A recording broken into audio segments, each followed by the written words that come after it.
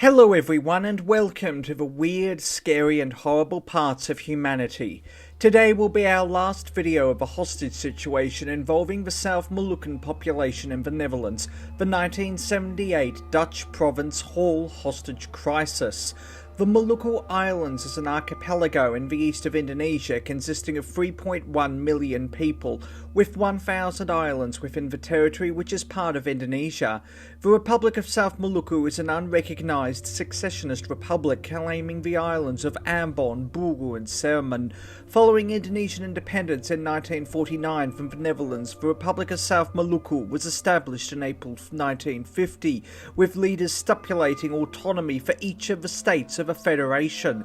Following the defeat of the Republic of South Maluku in the capital of Maluku, Ambon, in November 1950, the government of the Republic of South Maluku, under self-declared President Chris Somokil, withdrew to Seram, with an armed struggle continuing until 1963. In 1966, Somokil was captured on Seram Island by Indonesian authorities, and on the order of President Suharto, he was executed on the 12th of April 1966 on Ubi Island, north of Jakarta, the capital of Indonesia.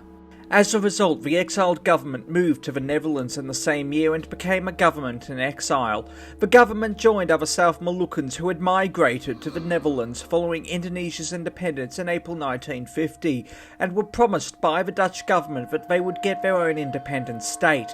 However, for 28 years, some 40,000 Moluccans lived in poor conditions and temporary camps, with many stateless and refusing Dutch settlement, living in 63 government settlements. Younger generations felt betrayed by the Dutch government and resorted to terrorism in order to draw attention to their case.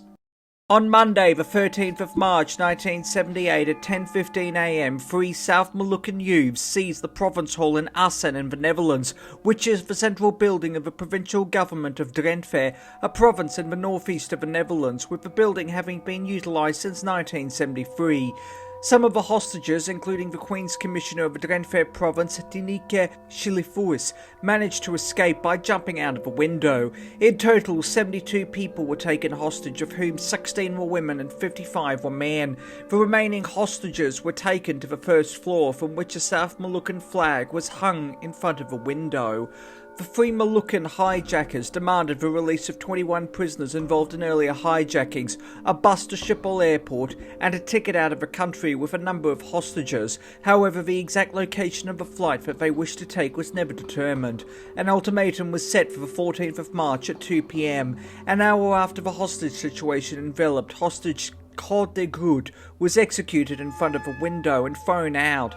The ambulance trying to get to de Groot's body was shot at, and a photographer was wounded as they took a picture of de Groot's corpse. Marines of the Bijozender Bijenstassenheid Special Support Unit BBE, now known as the M-Squadron, successfully forced their way into the basement of the province hall on the night of the 13th of March 1978. When their ultimatum was not met at 2 p.m. on the 14th of March, hijackers threatened to shoot two of the politicians and then one further hostage every 30 minutes. At 2:34 p.m, the BBE raided the building from the outside as well as from the basement and made their way to the first floor. By 2:38 p.m, the siege had ended.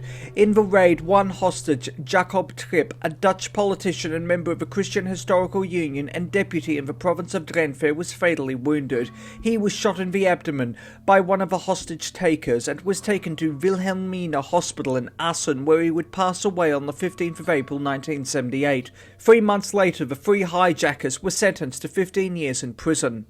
In many ways, this was the last hurrah for the South Moluccans, and no terrorist action by the South Moluccans in the Netherlands has taken place since then, harnessed by integration of Moluccans into Dutch society throughout the 1980s and 1990s.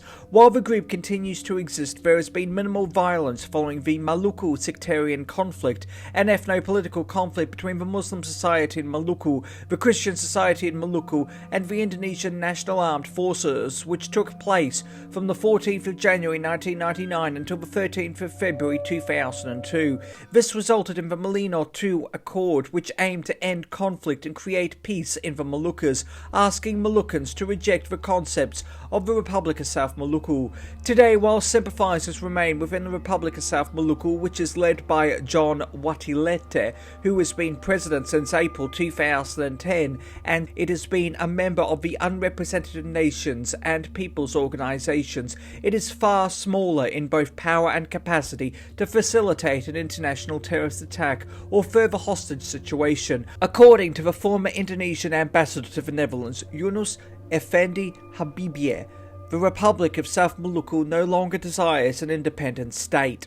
Thank you for watching. Please do yourself a favour and hit that subscribe button and the bell icon to inform yourself of when new videos come out. Also, why not hit that like button and leave a nice comment? It helps more than you know, and your support is truly appreciated.